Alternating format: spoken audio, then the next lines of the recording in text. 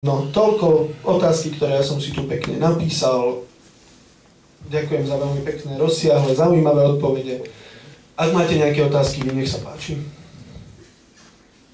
Jeden z vás dvoch tam. Dobrý deň. Ja veľmi nemám rád, keď sa ľudia také dlhé otázky pýtajú, takto počas takýchto besied. Teraz mám troška dlhšiu otázku, takže najprv to bude vyzerať trocha o téme, ale k tomu sa dostanem, takže prepáčte tých, čo budem o čas. No.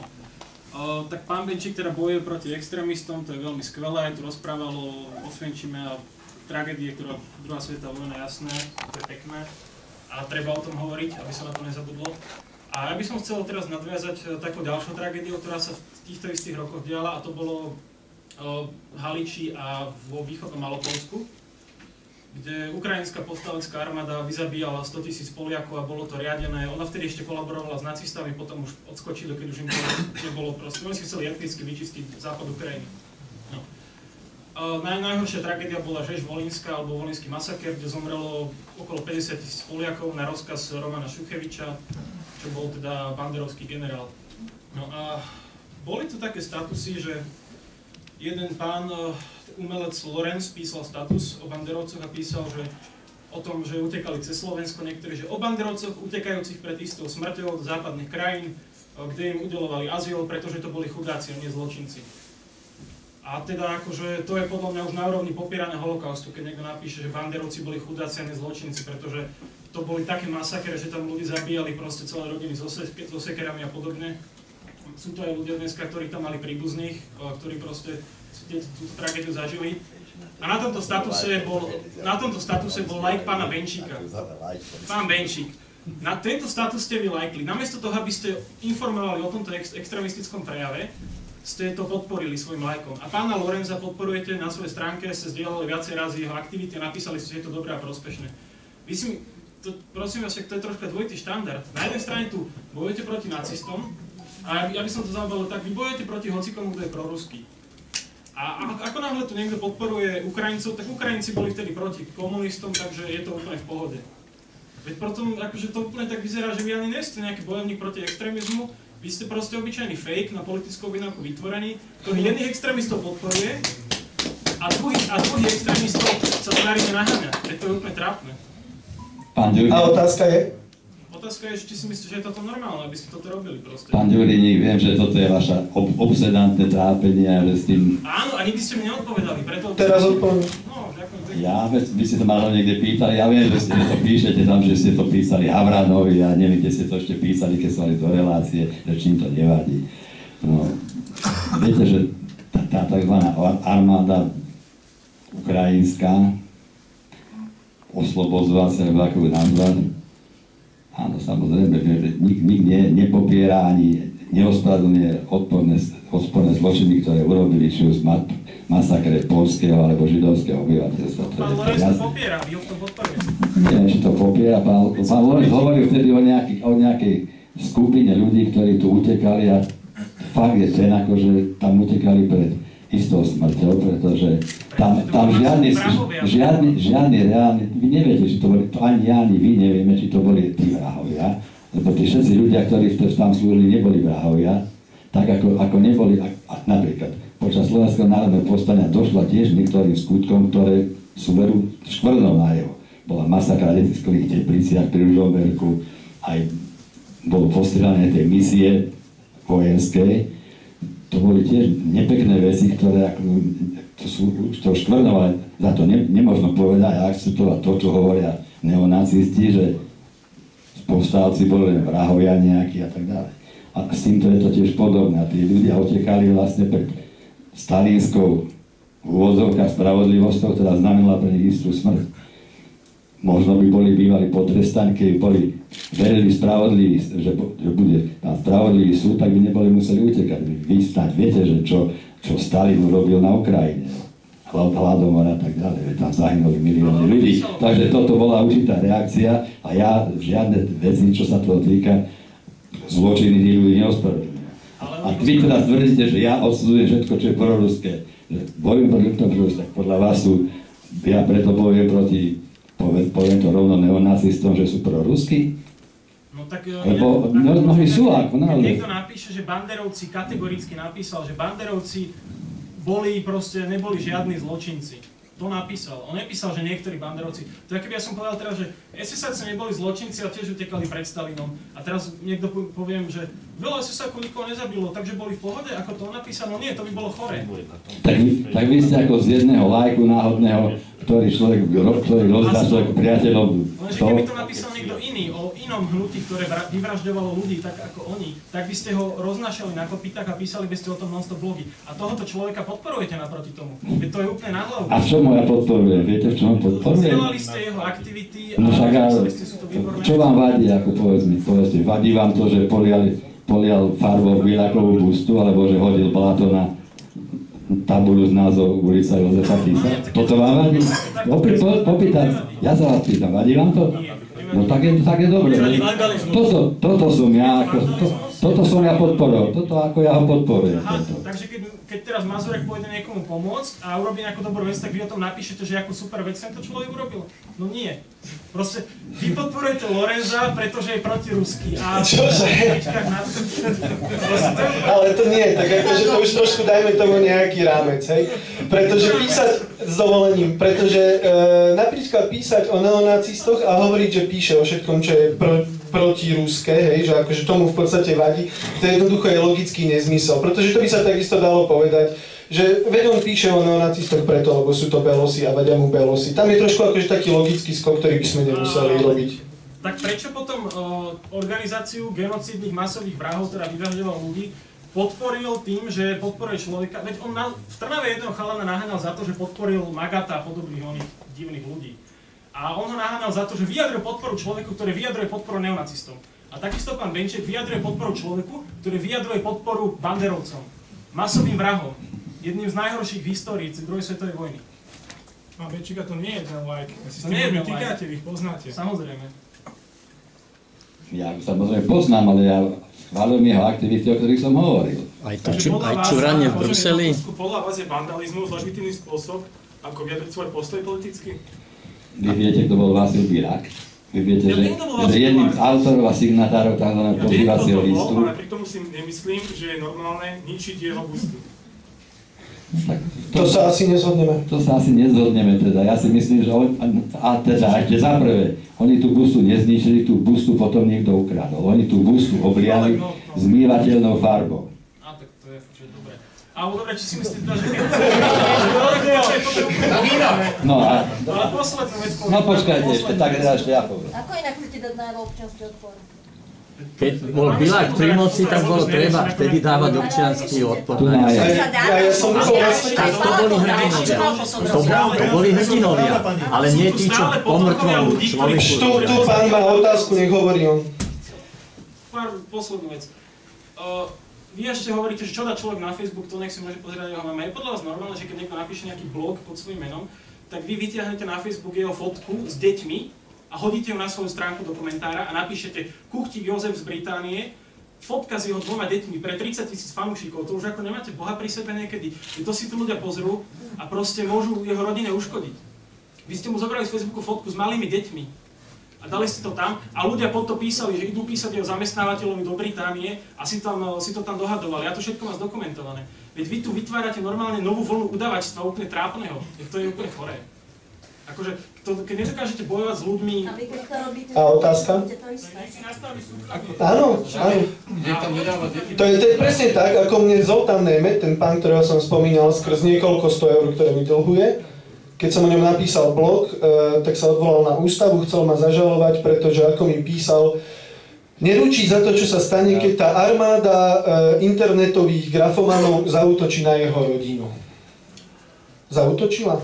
Nezautočila. Stalo sa to vôbec niekedy. Tam sa ľudia dohadovali. Áno? Takto pán Žuridi, ten pán, ten kuchár je známy veľmi vulgárnymi komentármi a veľmi vulgárnymi a útočnými blogmi. A podľa vás akože vulgarizmus to je normálne, že spôsob, ktorým chceme komunikovať. Keď to hovorí človek, ktorý adminoval Jakuba Martinca a adminuje Zomri, tak... Dobre. Môžete si pozrieť môj Facebook, nech sa páči, či adminujem kokos. Ešte jedno, pán Ďuriník, tie deti, čo vy hovoríte, že s jeho deťmi, to nie sú vôbec jeho deti, veď on je rozvedený a má jedno dieťa na Slovensku, to boli dokonca aziatské dieťa, ak som dobre videl. A my aby sme sa vrátili k tomu Zomri. To bola fotografia pri štadióne Arsenalu, kde sa ten pán postavil takto na telo a to telo mal medzi nohami takto a tam stáli nejaké aziatské deti a vy tu rozprávate, že ja som spôsobil po nejakú hodinu tragédie. A keď už sa tu bavíme o tom Zomri, to je také mimoriadne to vtipné, lebo to ide, že roky internetom, že ja s tým niečo mám. Ja vám poviem jedno veľké tajomstvo. Ja mám na svojom Facebooku lajknutú jednu stránku, nie je to ani Open Society Fund, ktorá ma údajne platí, ani denník N, pre ktorý šírim propagandu, je to môj vlastný fanpage a normálne nič iné lajknuté nemám. Ty sa už nemáš lajknutého? Ja normálne mňa to akože nezaujíma, ja vám tu dám svoj telefón, ja vám ho odomknem, môžete sa pozrieť. Tak ak som vám urodil, pardon. Ale on tvrdí, nie že máš lajknúť to, že si admin. No však práve. Lebo to oni majú takých prorokov, ktorí tam potom hájajú, ja si že to myslím, je admin. že tých adminov už 20 momentálne. A potom napíše tam dvoch ľudí, ktorí sa k tomu priznali na jednej stránke a napíše dvoch druhých, ktorí to vedia. Nerobme si srandu, ďalšia otázka, nech sa páči. Dobrý večer, tak ja sa najprv predstavím. Ja sa volám Radovan Hinek. Dobrý večer. Dobrý večer. Aby pán Benčík mal o tom písať blogy, tak taká inšpirácia, povedal som mu svoje meno, možno ma aj pozná. Samozrejme, meno, jasné. Ja som vám aj lajkol ten post, že prídete. Radovan národové zvyky. Super. Ja mám teraz na vás takú otázku, teda 2-3. Prvá je tá, že či si vy predstavujete, a to nie len dneska večer, ako diskusiu na pódiu rozhovor len dvoch ľudí bez oponenta? Áno. To je prvá otázka. Si dostal priestor. Hovorím na pódium. Tak nech sa páči. Áno. Hovorím bez oponenta na pódiu. Je to rozdiel. Dobre. Ďalej. Jedna otázka padla, ďalšia. Ďalšia otázka je tá, že ste klamal v priamom prenose, že ste neodmietol žiadne... Poprosím všetkých, aby sa nehádali. Pán Hinek rozprával. Ďalšia vec je tá, že ste klamal v priamom prenose, keď ste povedal, že ste neodmietol žiadnu diskusiu. Nie je to pravda. Tibor Stas vás pozval do diskusie.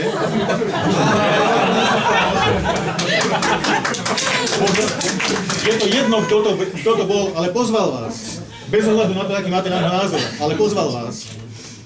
A tretia vec je tá, že prečo ste vlastne aj odmietol zverejniť jeho telefonický rozhovor s ním, keď ste si istí svojou pravdou.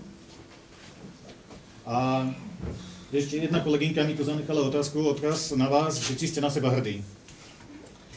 Asi toľko.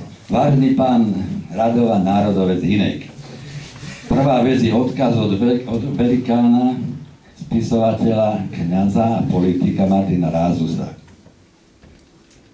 Naučte sa vykať. Nikdy sa nehovorí, kde ste bol, ale prečo ste nebol, prečo ste neboli. Odvracate pozornosť od témy. Keď si píše, že ste národovec, tak sa naučte slovensky. Druhá poznámka je tá, túto besedu organizovali majitelia tohto klubu, prevádzkovateľia, ja neviem, ktorí na ňu pozvali mňa a pozvali pána Marca. A vy ste si súhlasili? No. A prečo by som ja tu mal ešte pozývať niekoho takzvaného podľa vás oponenta, toto je... Však, lebo to je diskusia. Ja sa ešte s dovolením spýtam, že čomu by ste chceli oponovať, lebo sme sa bavili o detstve pána Benčíka, odkiaľ pochádzajú jeho rodičia, o tom, ako bloguje. Nie, akože vážne, toto je normálny téma tejto debaty, ja to tu mám na papieri. Vy ste sa nebavili len o tomto, nezavádzajte, neprekrúcajte. Tu tlavete v priamom prenose. Áno. Len diskusia posúva vpred. Áno, dobre, a o čom sme sa ešte bavili? O extrémizme, o tých screenshotoch a podobných veciach. Áno, pýtal som sa ich, koľko ich má, tam ste chceli oponovať? Tu sedel chlapec, ktorého pán Benčík konkrétne napadol a ktorého skoro vyliali za to zo školy. A to sme to teraz riešili? Pripomeňte mi otázku. No, tento pán ho spomenul. Bohužiaľ, odišiel, nemal šancu zabrániť, ale... Ale pripomeňte mi takto. Tu prebehla nejaká diskusia. Toto je sekcia otázok. To je sekcia otázok po diskusii. V tom, čo my sme tu dvaja riešili. O čom sme sa... Sekundu dohovorím. O čom sme sa rozprávali. Kde ste chceli oponovať? Dobre, ale ja som spomenul, že nie len dnes Nie len Dobre, ale však ste sa pýtali, prečo na tomto pódiu, niekoľkokrát ste to zopakovali, prečo na tomto pódiu nebol Ja som povedal oponent? na pódiu a nie na tomto pódiu. Dobre. Vy proste nesnesiete oponentov. Vy nemáte radi diskusiu. Takže ešte odpoveď na tie ďalšie otázky, pán Hirek. Samozrejme, že nikto nie je povinný chodiť na nejaké diskusie či besedy, kam ho niekto pozve, pokiaľ ten človek je ako úplne z iného myšlienkového sveta. Áno, pán Rostář ma pozýval na besedu v Ružomberku do Bielosovného domu a dokonca sa ma to aj jeden jeho fanúšik pýtal v Ružomberku, že prečo som tam vraj neprišiel. No tá beseda sa nekonala. Ja teda poviem rovno priamo, že by som tam nešiel aj tak, ale tá beseda sa nekonala. Vy dokážete prísť na besedu, ktorá sa nekonala? On vás pozval ešte na jednu potom. V zápäti, ako táto bola za podivuhodných okolností zrušená, on vás pozval ešte raz. A viete, kedy tá beseda bola? Prosím? Viete, kedy tá beseda, ktorá ma pozval, bola? Dnes som si s ním písal, pozval vás, teraz nepamätám si ten dátum, ale smerom do budúcna. No presne tak, že do budúcna, no ale však ja samozrejme tak nemienim. Ako som mohol ísť na besedu, ktorá ešte nebola, to mi je to Odmietol ste ju! No a ja sa... Odmietol, neprekrúcajte! Ale veď ja nič neprekrúcam, ja hovorím, že som ju odmietam, ja som nepovinný chodiť s každým diskutovať, kto si to zmyslí, to je jasné. Ale pred chvíľou ste tvrdili, že ste žiadnu neodmietli, tak potom ste sa teraz chytili sám vlastných slov. Nie. Vy ste povedali, že ste žiadnu besedu neodmietli. Ja som myslel besedu, na ktorú ma volajú ľudia ako... Vidíte, musíte vysvetľovať, ako ste to mysleli, tak ako niektorí ľudia tiež musia vysvetľovať, ako to mysleli. To je normálne. A tretia je tá, vy sa pýtali, že prečo som odmietol, aby pán Rostář zverejnil rozhovor. No, tak pán Rostář niekde vyňúral číslo môjho telefónu na pevnú linku domov a jedného dňa mi tam zavolal, že som bol veľmi prekvapený, ale pán Rostář so mnou nenatáčal, akoby ma nepožiadal o žiadny rozhovor, ktorý je určený pre zverejnenie, lebo pokiaľ to pán Hinek neviete, pán Rostář teda je šéfredaktor nejakého časopisu a tvrdí teda, že je novinár. Ak je pán Rostář novinár a chce s vami urobiť rozhovor, tak vás musí dopredu upozorniť, že chce s vami rozhovor urobiť a vy musíte s tým súhlasiť. A aj musíte osúhlasiť, že s tom bude natáčať. A keď to potom sa zverejní, je vám to ešte povinný poslať na autorizáciu a tak potom by to mal uverejniť. Ale pán Rostář ma nepožiadal žiadny rozhovor, pán Rostář ma pozýval na besedu, ktorá mala byť v Ružomberku, ktorá bola neskôr zrušená. A pán Rostář to hral na takých ako rozhovory dvomi chlapmi, že ľudia by mali spolu hovoriť aj z rôznych táborov, pretože to prispieje nejakému porozumeniu a mali by sme si vymieňať názory a tak a trvalo to. Musím sa priznať, že som bol suma, že som vlastne tak hovoril, trvalo to hodinu 40, hovorili sme zmetene v rôznych témach a na samom konci povedal, a ja to mám všetko nahraté, ja položím. A to nebol Matovič. Áno, a potom na svojom Facebooku sa bil do prda, hrdil, že teda aký som mal spabelec, že aké veci on tam má na mňa a tak ďalej. Ale to zverejnite to vy, keď ste hrdí. Dobre. A myslíte, že ja to nahrávam, či ako ja, že mám zverejniť? Dovolte mu to zverejniť. Čo som ja Rostář, lebo čo? Dovolte mu to zverejniť teda, keď ste Vy ste hrdina. zverejňovali súkromné správy, ktoré ste si písali s jedným človekom, tak aký je problém potom zverejniť váš súkromný rozhovor? Nestačí povedať, nesúhlasím s tým, aby to zverejnil, alebo súhlasím, to je celé. No samozrejme, že nesúhlasím, prečo by som mal súhlasiť s tým, aby niekto zverejňoval nejaký súkromný rozhovor, keď ma vôbec neupozorní, že to je natáč, že je to určené na zverejnenie. Ale férovo... Priamo odpovedať, že chcem, nechcem, áno, nie. No však povedal, že nie. Takto do kolečka. Práve povedal, že nie. Ďakujem, to o niečom svedčí. Ďakujem. Ďalšia otázka? Nesvedčí to o ničom. Svedčí to. Svedčí o tom, že niekto je podvod. Ale on to nezverejnil, keby to bez vášho súhlasu. Táto celá udalosť, keď to má byť o extrémizme, o fašistoch, a ešte sme od nich nepočuli nič, bavíme sa tu o Nie, veď tu chceli oponovať. O nejakom CVčku pána Benčíka, Day in the Life of Jozef Benčík, No. tak to asi celé vyzerá, tak by nás zaujímalo, čo si pán Benčík predstavuje pod tým extrémizmom alebo fašistom, kto to vlastne je a skúste sa vyhýbať nejakým konkrétnym menám a zaujíma vaša definícia. A keď už sa teda predstaviteľ tej bielej vrany, tak mali by si na to vedieť asi odpovedať, keďže vy si za to ste vlastne tú cenu dostali. Vysvetlite mi nejaký súvis, prosím vás pekne, medzi bielou vranou a fašizmom. Vy ste odhalovali nejaký extrémizmus, fašizmus, tá cena bola získaná. Takže musí ovládať definíciu. No mal by, keď chce posudzovať. Vaša definícia, Dobre. koho považujete za fašistu, extrémistu? Ako by sa definoval fašizmus alebo neonacizmus? Daný človek pre vás, môže to byť ja, môže to byť túto pani alebo niekto druhý a spĺňa nejaké kritéria, že by bol fašista alebo extrémista. Definíciu si nájdi v slovníku. No, Pokoj, hej, poprosím vás, nediskutujte medzi sebou. dá sa povedať tak, že je to určitá forma extrémneho nacionalizmu, spojená so šírením akýchsi obáv, že naša rasa, náš národ, naša viera, náš štát je ohrozený nejakým silným, tajomným, alebo teda adresným nepriateľom, že sa na nás valí nejaká skaza, ktorej len my, hrdinovia, poslední križiaci, alebo ako ich nazvať, len my môžeme túto skazu od nášho národa odvrátiť. Asi tak by som to definoval. Takže Milan Krajniak, poslanec parlamentu, je fašista. Podľa tejto definície. Ja si myslím, že to je na diskusiu, ale ako... Podľa tejto definície je člen parlamentu. To tak vyšlo. A čo je Robert Fico? A čo je potom Robert Fico, predseda našej vlády, ktorého tu, počítam, ani jeden z nás nevolil, ale vládne nám. No. Čo je potom Robert Fico? Povedzte to nahlas a kľudne dajte na trestné oznámenie, že propaguje fašizmus, pretože pochválil Hitlerov program, že vraj bol dobrý. Kotleba ho za to teraz žaluje vraj. Neviem. Počuli ste o tom? Neviem, o čom. To som ešte, mám za mnohé výhrady a veľmi početne proti Ficovi, ale toto som ešte nepočul. Ani ja, naozaj, ako úprimne. Ale spĺňa vašu definíciu, pretože tu hrozil nejakou ucelenou muslimskou komunitou. Ja si o tom pochopiteľne myslím svoje. Ja tiež. Tak bol by som rád, keby ste ako pre vyváženosť, aby ste upokojili týchto ľudí, alebo nejak im zatvorili ústa, aby ste dali aj rúbali trošku vyššie. Pretože ja som bezvýznamný... Ja v tomto mieste zakročím v tom, že ja vysvetlím, ako funguje blogovanie. Mne veľmi často ľudia tiež píšu, že napíš o... Ak dovolíte, ja som tu moderátor, ďakujem. Však vidím. To je tiež dobré, že ma vidíte. No, blogovanie funguje tak, že človek bloguje o čom chce. Mne veľmi často ľudia, aj tebe určite často ľudia píšu, že napíš o tom a ja to a priori odmietam, pretože medzi základné práva, normálne práva blogera patrí písať o čom chce. A to je tým asi povedané všetko.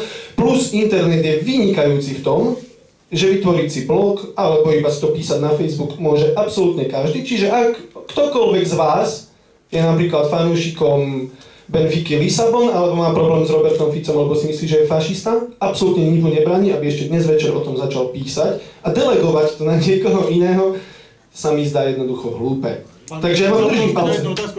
Počkaj. Ja to teda doplním, lebo ako som to myslel, pretože vy teraz hovoríte o niečom inom. Ja som hovoril o tom, ako to technicky prebieha. Ja technicky absolútne nehovorím o blogoch, pretože na pánovi Benčíkovi mi vôbec nevadí, že píše blogy.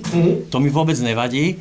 Nebudem hovoriť, čo mi vadí, nebudem to hovoriť. Ale pýtal som sa na to, že teda vy robíte, nie že blogy píšete, ale že trestné oznámenie, alebo už sa s tým zaoberajú a dokonca máme 152 najšpičkovejších policajtov už v tom odbore, čiže určite vám ponúkli nejakú spoluprácu.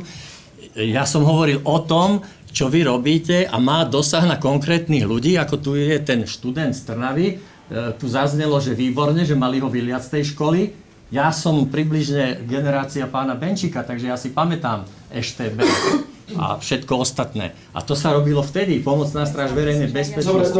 No pamätáte si viac. Čiže ja som to chcel iba od vás počuť, že keď teda máte takúto činnosť, ktorú robíte, že prečo rúbete po takých ľuďoch, ktorí sú v podstate bezvýznamní, keď tu máme vo vládnych funkciách a v poslaneckom sneme takých ľudí, ktorí by si zaslúžili takúto pozornosť. Vy ste čítali moje blogy pravidelne, že som písal aj o 2 poslancov strany Smer. A nič lichotivé to nebolo. Dobre, a to sú iba tí stlačací gombíkov, ktorí robia to, čo asi niečo iným niekto nakáže. Ja teraz hovorím konkrétne o 2. A vy ste sa tu smiali, že prečo nebol druhý na rade na obesenie Kaliňák.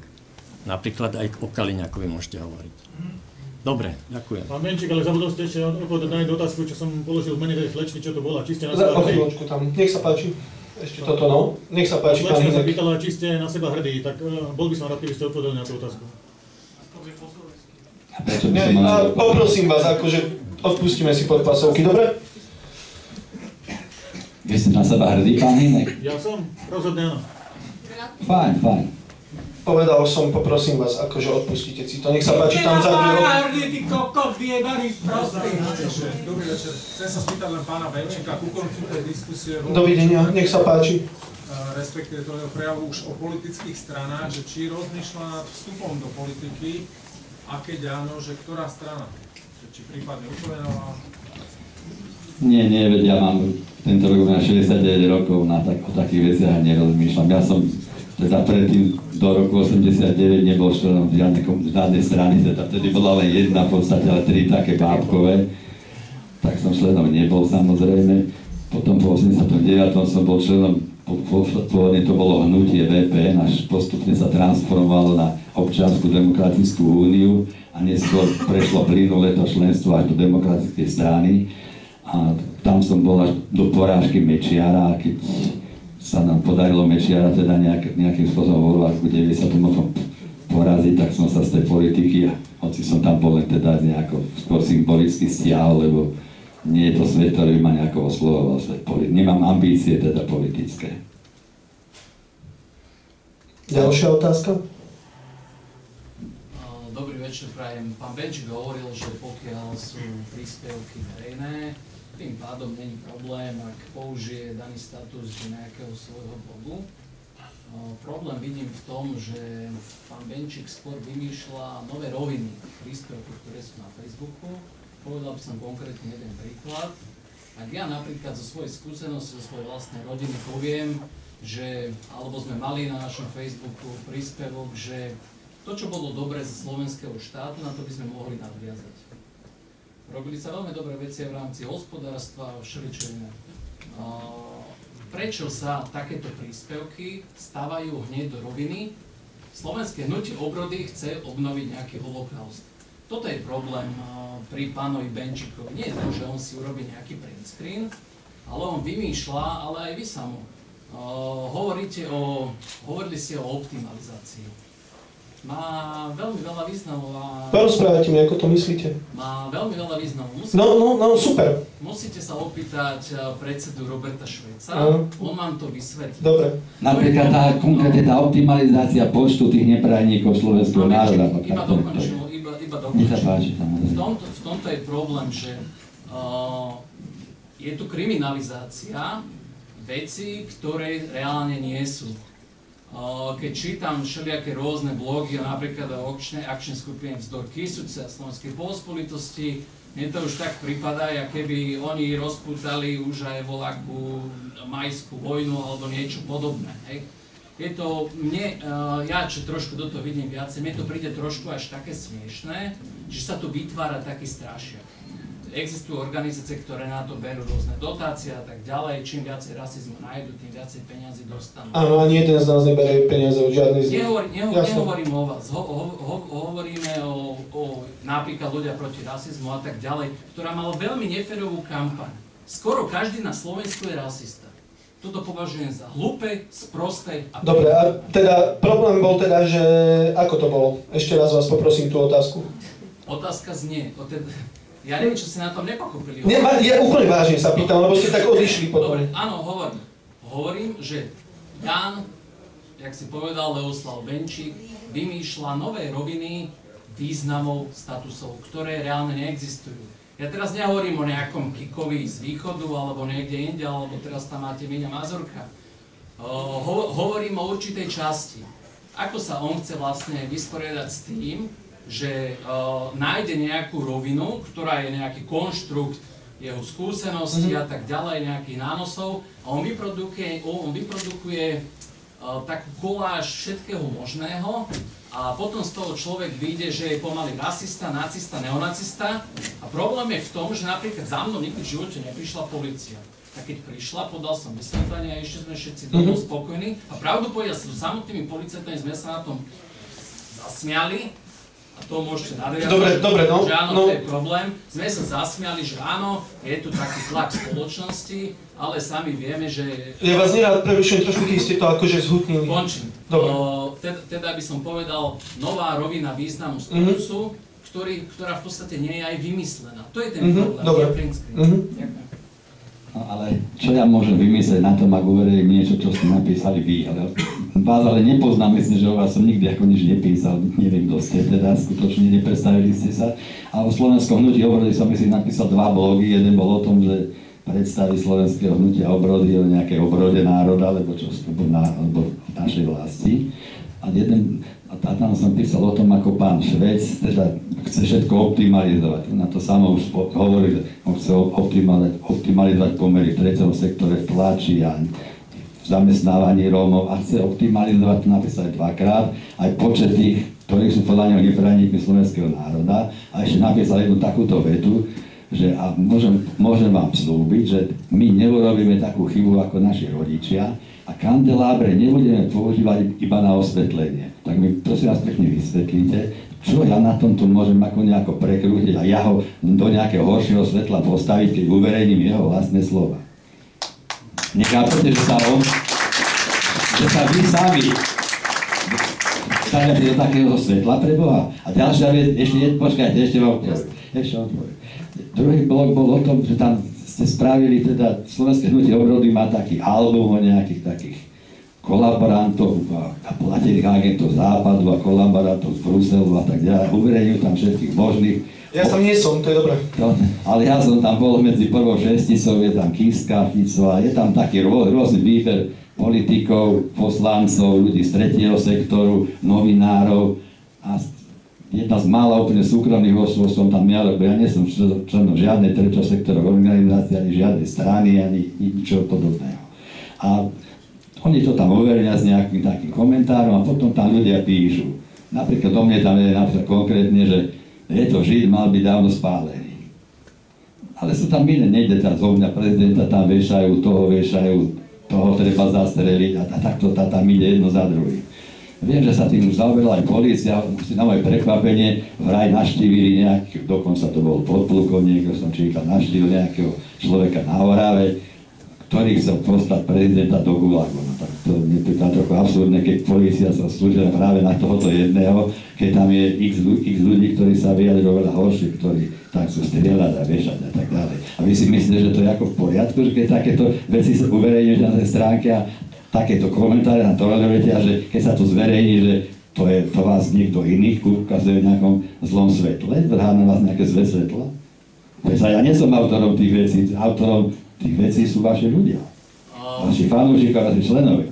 Fanúšikovia, členovia. Povedal by som vám tak, že pokiaľ si niekto tu spomínal, ja neviem, že či ste vy napojení na nejakú stránku Zomri, alebo čo niekto tu spomínal, keď si ja čítam rôzne príspevky, prečo ľuďom rábe, naše Slovensko, tá druhá stránka, rôzne príspevky, pravdu povediac, sú tam presne také isté vulgárne a primitívne komentáre, ako o ktorých hovoríte práve teraz. Ja s vami, áno, ja s vami z veľkej časti súhlasím, aj to je dôvod, prečo ani jednu z nich nesledujem. Samo, ďalšia vec. Pred pár rokmi všetci hovoria, že treba posudzovať človeka podľa toho, čo povie a tak ďalej, čo robí, jeho skutky a tak ďalej. Ale vy posudzujete Roberta Šveca podľa toho, ako sa oblieka. Nie je to hlúpe, keď hovoríte, aj pán Benčík hovorí, červená kravata, čo je zle na červené kravaty? Ja neviem o čom, fakt úprimne neviem. Ale áno, povedal som to bolo také humorné. Vo väčšine príspevkov o Slovenskom hnutí obrody o Robertovi Švecovi červená kravata a špicate topánky, hej? Ja mám teraz čierne sako a teraz ja sa možno dozviem, že čierna, že no, asi to je farba Vinkoviča. Nie, ja mám čierne tričko, to je okej. Vidíte, ale problém je to, že niekto to spája a kriminalizuje už aj farbu topánok. Nie, nekriminalizuje nikto farbu topánok, z farby topánok si maximálne tak robí srandu, môže sa vám to nemať. Ja tomu rozumiem, hej, ale toto rozhodne nie je to, čo kriminalizuje. A vy akože dobre, pekne hovoríte, dobre si to počuť, aj tak gestikulujete, ale nesedí vám to. Ja sa ospravedlňujem, ale naozaj o kriminalizácii farby topánok nemôže byť jednoducho reč, hej? Samo, jednu jedinú vec. Áno. Prečo, keď, neviem, či pán Benčík nás považuje za teraz nacistov, fašistov, mne to už pomaly, už je to tak otrpané slovo, že už sa to zlieva, ako keby... Ja súhlasím, že tie hrany sú akože veľmi, veľmi nejasné. Áno? Prečo nikto zo Slovenského hnutia obrody vrátane mňa, vrátane môjho predsedu Roberta Šveca, nemal žiadne, ako tu píše pán Benčík, opletačky s políciou. O mne napísali, že, teda pravdu povedz, keď ja napíšem ako redaktor Topiek o opletačky s políciou, tak môžem tým myslieť, že som včera dostal pokutu za to, že som o pol hodinu prišiel neskôršie na parkovisko. Jasne. Čiže problém je to, že keď si to prečíta voľaký kikos Medzilavoriec, tak si predstaví niečo iné s opletačkami s políciou, ako no a otázka je, že prečo ste nemali opletačky s políciou? Prečo ja neviem, ja neviem, to nie je otázka na mňa. Prečo nikto z nás nebol obvinený z fašizmu, z popierania ani z ničoho iného? Ale ja neviem. No vidíte, ale to tu bolo povedané. Teraz je problém čo? To tu bolo povedané. Prokuratúra nekoná, alebo že ten problém to nie je. No buď jedno alebo druhé, ja sa prikláňam k tomu prvému, asi nebudeme spolu súhlasiť.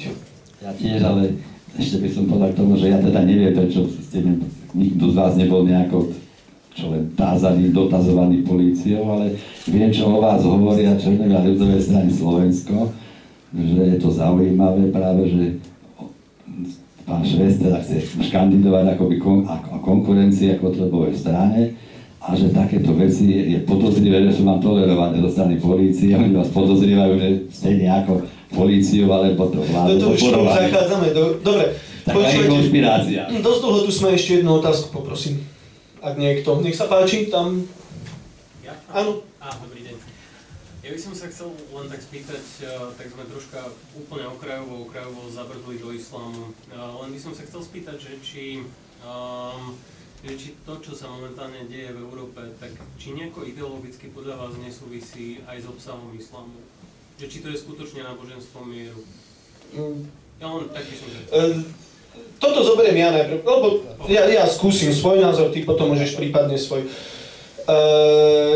Ja neviem, že či to je šťastie alebo nešťastie, ak náhodou je nejaký livestream a sleduje ma mamka, nebude úplne šťastná, že to takto vyšlo, ja som ateista.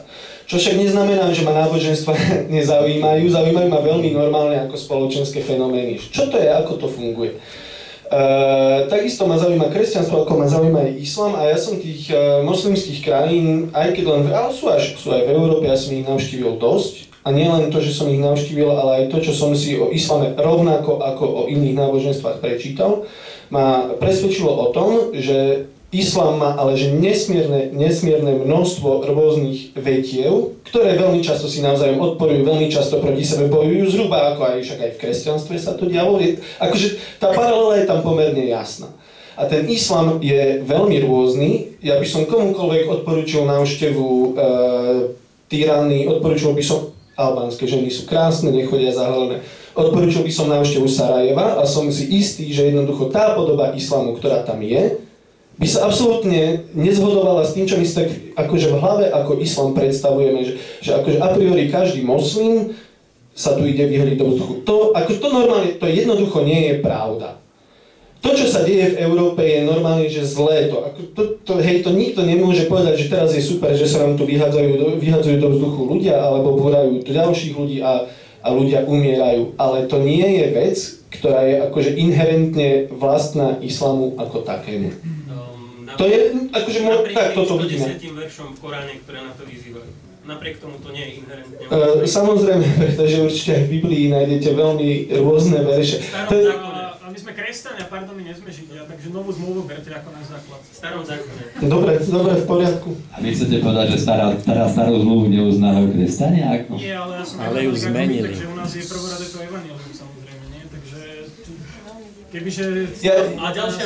Jasné, ja si myslím, že je to tak, že ak sa v akomkoľvek náboženstvo, a nemusí to byť len náboženstvo, ono to môže byť aj, že strana politická, jednoducho v každom spoločenstve, ak sa nájde blázon a dostane na svoju stranu veľa ľudí, tak sa dejú zlé veci. A to naozaj to tak je, hej?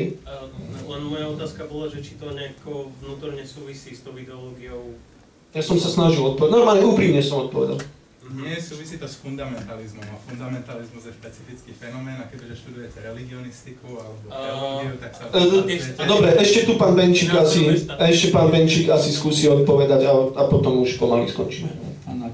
Samozrejme, že nikto nie je nadšený z toho, čo sa deje a určite nie je nikto nadšený z toho, že je tu nejaký islamský terorizmus, že je tu nejaký Daesh, čo je teda samozrejme obrovský extrém a nebezpečie pre civilizovaný svet, že tí ľudia podrezávajú iných ľudí a podrezávajú teda nielen kresťanov, ale aj samotných moslimov, hoci sú moslimovia, podrezávajú iných moslimov, ničia a vyhazujú do vzduchu tisícročné pamiatky, ktoré sú pokladmi ľudstva. To je šialenstvo, ako to sa nedá. To je čisté šialenstvo, ktoré oni to spájajú teda so svojou vierou, so svojím islamom, ale iní moslimovia s nimi sami nesúhlasia. Oni tam popravili v tom meste aj samotného nejakého správcu tých pamiatok. Áno. Existuje napríklad, hej, ja už to fakt uzavriem, ale pýtali ste sa, že akí iní moslimovia. Napríklad v Pakistane je veľký problém s tým, že radikálne moslimské hnutie tam zakladá školy, vzdeláva tam tým svojím normálne chorým spôsobom, tam vzdeláva decká, ktoré inak by to vzdelanie nedostali a je to veľmi veľký problém. Dovolíte, budem pokračovať. Stala sa tam taká vec, že na tie školy zaútočilo ešte radikálnejšie hnutie a tie deti vyvraždilo, myslím, že ich bolo 96. To bola vec, o ktorej sa v Európe dozvedel každý. To, že v odpovedi na to v Pakistane sa konali obrovské zhromaždenia, kde bolo 400 000 ľudí, 400 000 moslimov, ktorí proti tomuto protestovali, pretože to nie je ich predstava islamu. O tom sa síce vedelo, ale to nie je také sexy, jednoducho. Ja akože naozaj, ja nepotrebujem sa tu teraz ani že hádať, ani sporiť, ja chápem aj vašu verziu, sa len snažím vysvetliť, že vnímať islam, ale však akékoľvek náboženstvo, monoliticky, je jednoducho naozaj, že nesprávne. Ale ja nehovorím, že to vnímam monoliticky, ja hovorím, že je tam istá korelácia, ktorá je taká silná, že to môže súvisieť s kauzáciou, ne? No, korelácia s kauzalitou nikdy nesúvisí. Akože normálne, že nikdy. Korelácia nie je kauzalita. No. Nie je pravda, ale... Takže keď 40% Pakistancov si myslí, že vraždy sú v pohode, tak jak vy mi zaručíte, že z tých 40% sa nedostanú žiadne? Ja to nemám ako zaručiť, ale však toto nie je téma, hej. Bavili sme sa o tom, že akože islám je nejakým spôsobom, ja neviem, nazvime to, že vražedné náboženstvo. Ja som povedal, že áno, aj to sa môže stať, ale vnímať ho takto ako celok, akože to je normálne, že nesprávne, že choďte do Bosny, hej. Hotovo. To je proste, akože nemôžeme my takto generalizovať, nemôžeme, to nie je dobre, to nie je správne jednoducho. My ľudia nie sme všetci rovnakí. Lebo to potom možno akože na základe farby pleti, hej, na základe toho, že niekto, čo sa deje, niekto je Žid, hej, tak začneme na farbe pleti. Ale ja nie som rovnaký ako vy. Toto jednoducho nemôžeme...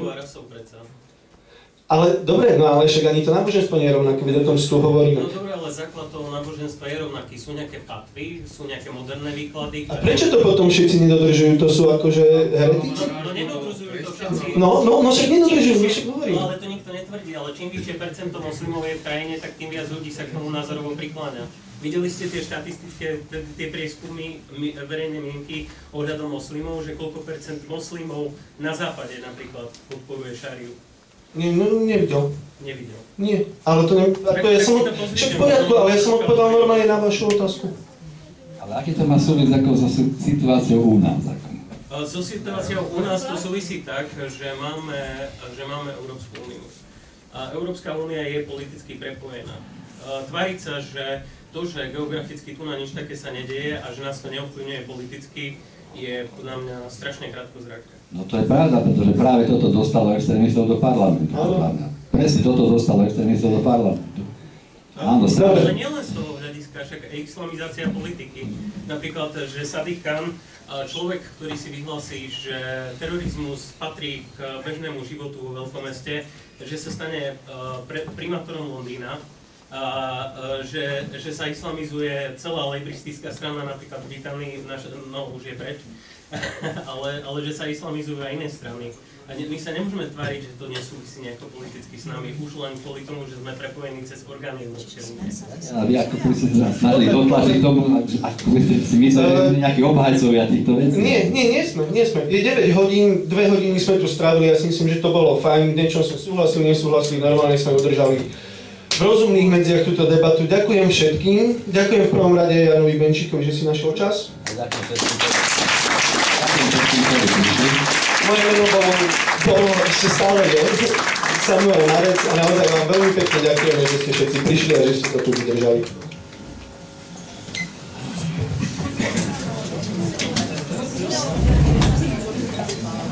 Sveta strana.